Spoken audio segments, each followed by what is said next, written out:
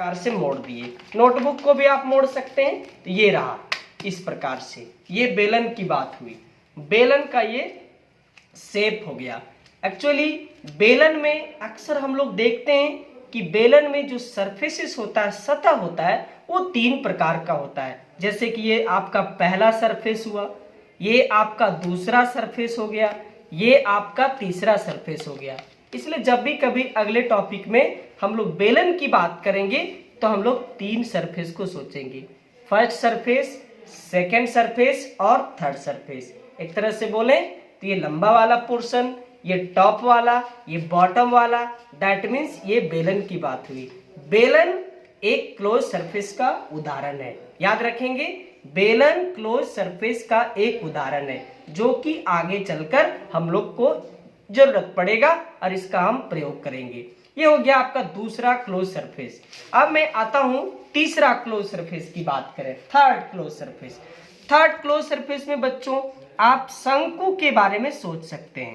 शंकु चूंकि आप पढ़ें, गणित में, मैथमेटिक्स में पढ़ें, और शंकु का हमारे दैनिक जीवन में कई उदाहरण है, जैसे जोकर का टोपी, जैसे कुल्फी, और उतना भी आपको ना पता चले तो आप उस शंकु तो जैसे बैठे बैठे बना सकते हैं। सपोज कीजिए जैसे ये रहा एक पेज है, एक पन्ना लिए, इस पन्ना को हम इस प्रकार से इसको हम लोग इसको मोड़ दिए, मोड़ देने के बाद ये इस प्रकार का ये बन गया, और ये जब बन के तैयार हो गया इसको आप ऐसे कर दीजिए, ठीक है। इसमें आप चाहे तो आप इसमें मिठाई भी खा सकते हैं, ये ठोंगा बन गया। इस प्रकार से ये शंकु फिजिक्स के दृष्टिकोण से हो गया, जो क्लोज सरफेस का एक उदाहरण है, जिसको अंग्रेजी में कोन कहते हैं, इसको हम लोग अंग्रेजी में सिलेंडर कहते हैं, और इस फुटबॉल को हम लोग अंग्रेजी में स्फीयर कहते हैं। दैट मीन्स एक स्फीयर हो गया, एक सिलेंडर हो गया, और एक आपका कोन हो गया। ये क्लोज सरफेसेस की बात हुई। तो कहता है कि जब क्लोज सरफेस की चर्चा होती है और उस पर हमको एरिया वेक्टर सोचना होता है तो हम लोग कैसे सोचते हैं। जैसे ये क्लोज सरफेस है, इस पर हमको एरिया वेक्टर दिखाना है, कैसे दिखाएंगे। ये क्लोज सरफेस हुआ तो ये सरफेस को पहले सोचेंगे, इस कलम को वेक्टर समझ लीजिए, तो आप इसको इस प्रकार से दिखाएंगे। दैट मीन्स इसके परिभाषा के अनुसार दिखाना है। ये सतह पर परपेंडिकुलर भी है और बाहर की तरफ है, आप इसको अंदर नहीं डाल सकते क्योंकि एरिया वेक्टर हमेशा आउटवर्ड होता है, कभी इनवर्ड नहीं हो सकता है, इसलिए आपको हमेशा आउटवर्ड्स दिखाना है। ये हो गई इस पर बात। आप एक और भी क्लोज सरफेस के बारे में सोच सकते हैं जिसको हम लोग घनाभ कहते हैं, जिसके उदाहरण में माचिस का डिब्बा सोच सकते हैं। ये माचिस का डिब्बा हो गया, ये घनाभ है, ज्योमेट्री में इसको घनाभ कहा जाता है और फिजिक्स में इसको हम क्लोज सरफेस के रूप में इस्तेमाल करते हैं। इसमें 6 सतह हैं, 1, 2, 3, 4, 5 और 6। अगर आपको इस पर कभी जरूरत पड़े एरिया वेक्टर दर्शाने का, तो मान लीजिए कि इस सरफेस पे आप दिखाना चाहते हैं तो ऐसे दिखाएंगे। अगर आपको इस सरफेस पे दिखाना है, इस पे दिखाना है, तो आप एरिया वेक्टर ऐसे दिखाएंगे। अगर आपको इस पे दिखाना है तो एरिया वेक्टर को आप ऐसे दिखाएंगे। अगर आपको इस पे दिखाना है तो एरिया वेक्टर को आप ऐसे दिखाएंगे। दैट मीन्स कंक्लूड इस बात को करें, इस बात को समझें कि एरिया वेक्टर हमेशा सरफेस से परपेंडिकुलर होता है और बाहर की तरफ होता है। ये हो गई एरिया वेक्टर की बात। अब बच्चों जब एरिया वेक्टर हम लोग का क्लियर हो जाता है, जब इसके बारे में हम समझ पाते हैं, जब इसको हम लोग जान लेते हैं, तब इसके जरा सा यूनिट डायमेंशन की बात भी कर लेते हैं, इसके सिंबल की बात कर लेते हैं। तो बच्चों मैं नोट्स में लिख दिया हूं, it is denoted by ds। d means a small part, s मतलब सरफेस एरिया, और वेक्टर लगा दिए क्योंकि हमको केवल एरिया नहीं सोचना है, हमको उसको वेक्टर के रूप में सोचना है। इसका SI मात्रक, तो भाई एरिया है तो मीटर स्क्वायर ही होगा, डायमेंशनल फॉर्मूला L स्क्वायर होगा। अब इसके बाद हम लोग सीधे चलते हैं जो हम लोग का मेन टॉपिक था, जिसको हम लोग कहते हैं इलेक्ट्रिक फ्लक्स। तो हमने यहाँ पर हेडिंग दे दिया इलेक्ट्रिक फ्लक्स को। अब इलेक्ट्रिक फ्लक्स क्या है ये समझना बहुत आसान है, क्योंकि इसका जो मुख्य बात था, मेन पॉइंट था, वो हम लोग समझ चुके हैं, जिसका नाम था एरिया वेक्टर। अब इसका 2 परिभाषा है। अक्सर हम लोग देखते हैं कि फिजिक्स में जितने टॉपिक होते हैं उसके 2 भी डिफिनेशन होते हैं, एक समझने वाला और एक मैथमेटिकल डिफिनेशन। तो पहले हम आपको समझने वाला परिभाषा बताते हैं, फिर मैथमेटिकल डिफिनेशन बताएंगे। जैसे पहला डिफिनेशन है the total number of electric field lines passing perpendicularly through a body placed in the electric field is called electric flux. जरा बात को इसको गहराई से समझें कि क्या मैं कहना चाहता हूं। जैसे मान के चलो बच्चों कि ये रहा एक इलेक्ट्रिक फील्ड, ये इलेक्ट्रिक फील्ड है जिसको हम बाउंड्री से घेर दिए इस प्रकार से, और उसमें ये रहा इलेक्ट्रिक फील्ड लाइंस, इस प्रकार से इलेक्ट्रिक फील्ड लाइंस मैंने इस प्रकार से 5 6 7 इस प्रकार से एरो के साथ खींच दिया। अब मैं क्या करता हूं, एक वस्तु लेता हूं, वस्तु के रूप में सपोज करो माचिस का डिब्बा ही ले लेते हैं। तो आप देख रहे हैं कि मैंने इस वस्तु को इस इलेक्ट्रिक फील्ड में ला करके रख दिया, और इसको गिनने की आवश्यकता है, गिनने का कि इस इलेक्ट्रिक फील्ड में इसको रखने के बाद इस माचिस के डिब्बा से कितने लाइन पास किए। तो मैं गिनती करता हूं, एक लाइन पास किया, दूसरा ये भी पास किया, तीसरा ये भी पास किया, चौथा ये भी पास किया। ये लाइन इसके ऊपर वाला पास नहीं किया क्योंकि वो इसके बाहर था, ये लाइन पास नहीं किया क्योंकि वस्तु छोटा था। तो हम कहेंगे 1 2 3 4 इस वस्तु से 4 ठो लाइन पास किया, इसका मतलब यहाँ का इस वस्तु का इलेक्ट्रिक फ्लक्स 4 है। दैट मीन्स बॉडी से जितना लाइन पास करेगा उसी लाइन के संख्या को इलेक्ट्रिक फ्लक्स कहते हैं। ये हो गया इसका पहला परिभाषा।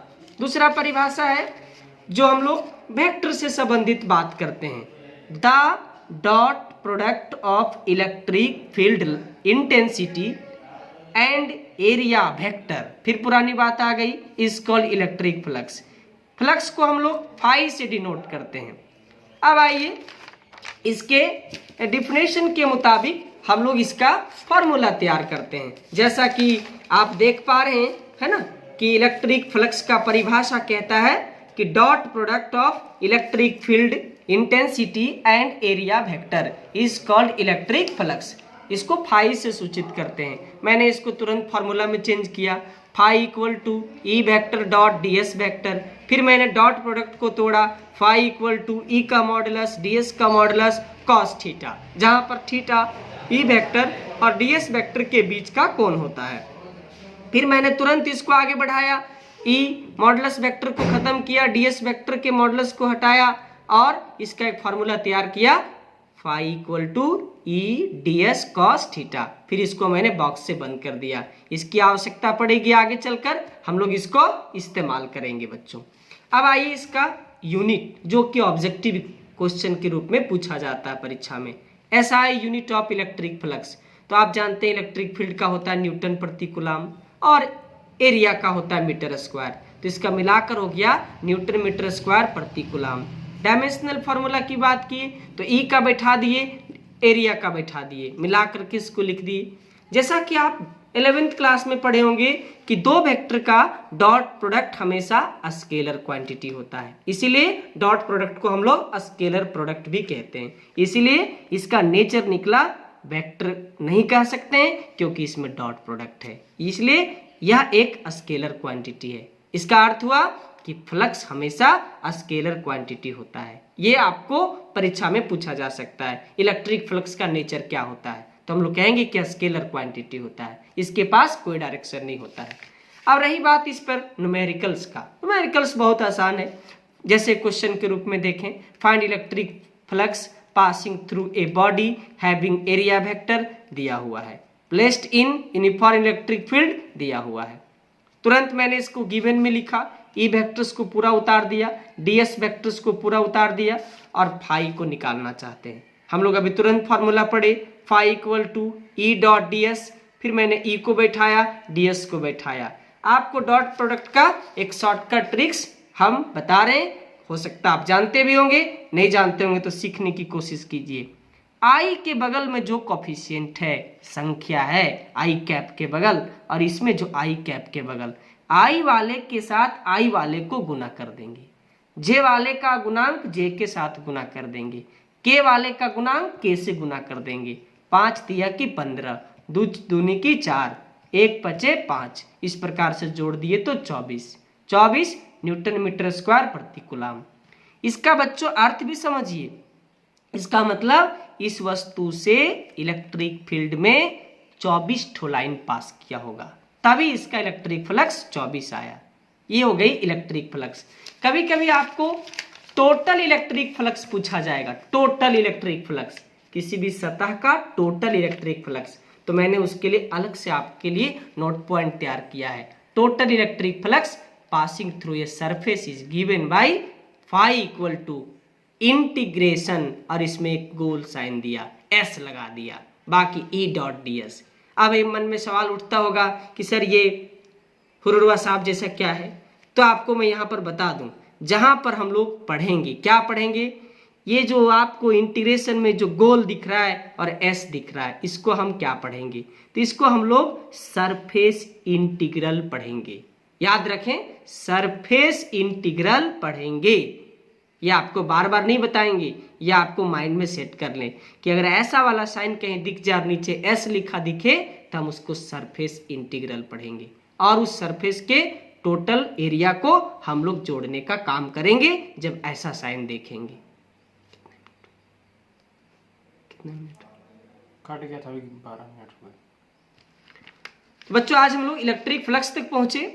अब इलेक्ट्रिक फ्लक्स पढ़ने के बाद हम लोग के लिए एक सिलेबस में बहुत इंपॉर्टेंट थ्योरम है, जिसका हम लोग नाम इस प्रकार से समझते हैं, जिसको हम लोग गॉसेस थ्योरम कहते हैं। एग्जामिनेशन के दृष्टिकोण से ये बहुत इंपॉर्टेंट थ्योरम है, और ये थ्योरम आप आसानी से पढ़ सकते हैं, क्योंकि इसको पढ़ने के लिए जो बेसिक बातें था वो हम लोग सीख लिए, जिसका नाम था इलेक्ट्रिक फ्लक्स। तो बच्चों आज के क्लास में हम आपको इतना ही देंगे, इतना जितना मैंने आपको समझाया। इसका PDF नोट्स तुरंत इसके बाद, इस वीडियो के बाद आपको हम सेंड करेंगे। पहले आप वीडियो को ध्यान से समझेंगे, उसके बाद PDF को डाउनलोड करके उस नोट्स में पूरी बात को सिस्टमेटिक ढंग से लिखेंगे। अगले क्लास में हम आपको समझाएंगे गॉसेस थ्योरम क्या है, गॉसेस थ्योरम को प्रूफ करेंगे, और ये परीक्षा के लिए बहुत बहुत इंपॉर्टेंट क्वेश्चन है, क्योंकि अभी तक में से अगर 2004 से 2020 तक बात करें तो ये कई बार पूछ चुका है, कम से कम 8-10 बार पूछ चुका है। इसलिए इस बार के लिए भी ये बहुत इंपॉर्टेंट क्वेश्चन है, जिसको हम लोग कल के क्लास में करेंगे, लेकिन नोट्स आज ही हम आपको भेज देंगे। गॉसेस थ्योरम क्या है ये आप जरूर नोट कर लेंगे कॉपी में, क्योंकि कल का काम आसान हो जाएगा। मैं इसको यहाँ लिख चुका हूँ, इसको हम प्रूफ भी कर चुके हैं, तो पूरा फिगर के साथ आप इसको नोट कर लेंगे, लेकिन समझाने का काम इसका हम कल करेंगे, कल इसको विस्तार से समझाएंगे। धन्यवाद।